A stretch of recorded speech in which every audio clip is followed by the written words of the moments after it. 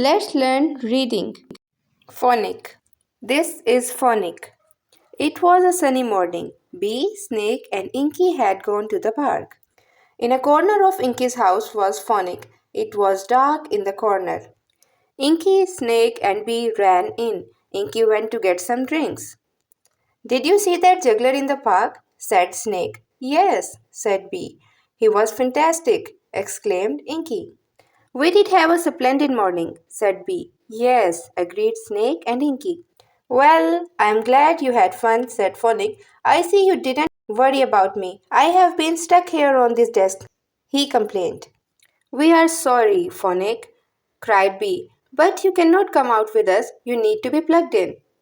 Yes, agreed Phonic, looking sad. I think I have a plan, muttered Inky and scrambled off.